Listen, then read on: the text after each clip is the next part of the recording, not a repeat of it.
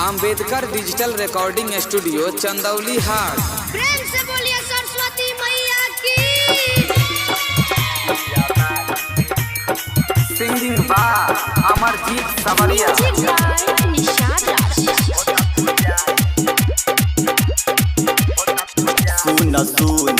सुन ये भाई बीरा बाली के होता पूजाई। सुन ये भाई बीरा बाली के होता पूजाई। गावी माई मोर भैले सगरोई जोर पंडित जी धावा पढ़त रह।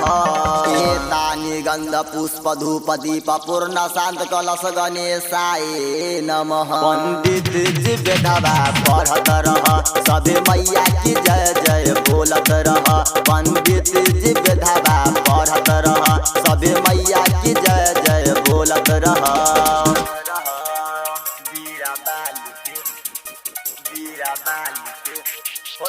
म्यूजिक बाय निशाद राज। अभी आप सुन रहे हैं अमरजीत सवरिया के आवाज में।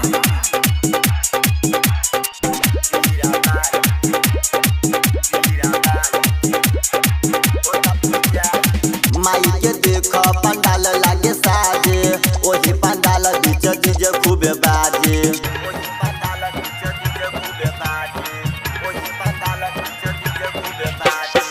माई के देख पंडाल लागे साजे ओही पंडाल बीच डीजे खूबे बाजे। सभी आइले शरण देख पूजल चरण पंडित जी मंत्र जपत रही। ओम सरस्वती नमस्तुम्बे वरदे काम रूपिणी विद्यारम नमो नमः। पंडित जी बेधावा पढ़त रह सभे मैया की जय जय बोलत रह। पंडित जी बेधावा पढ़त रह सभे मैया की जय जय बोलत रह।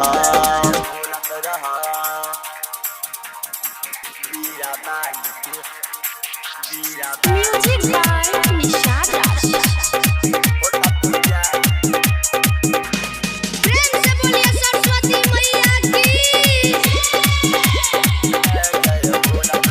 चढ़ते माघ माई अइले दुआरी बड़ा ही नीक लागे हंस के सवारी।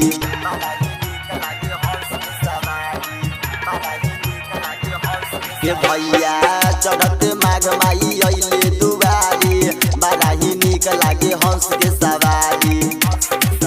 माई लेके बीरा हाथ और पुस्तक का साथ पंडित जी चरण पूजत रह। ओम सरस्वती माया दृष्ट बीना पुस्तक धारणी हंस वाहनी नमो नमः। पंडित जी बेधावा पढ़त रह सभे मैया की जय जय बोलत रह।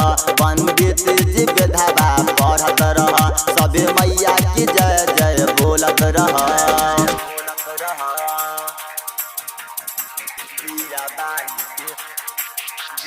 Music by Nishad Raj.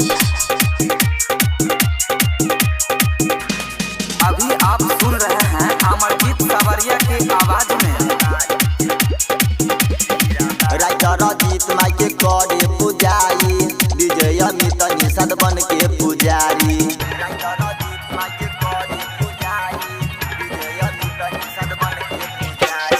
Writer जीत माई के करे पुजारी विजय अमित निषाद बन के पुजारी।